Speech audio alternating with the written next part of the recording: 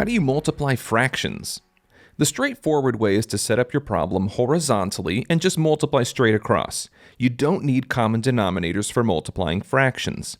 However, multiplying straight across won't always give you the answer in simplest form, and when you have larger numbers like these, it's obviously more difficult. So the solution is to do something called cross-simplifying. What you do is look at the diagonal pairs to see if those can be simplified. In this one, 15 and 10 are both divisible by 5, so if I divided them by that number, I'll turn the 15 into a 3 and the 10 into a 2. 16 and 8 are both divisible by 8, so the 16 becomes a 2 and the 8 becomes a 1.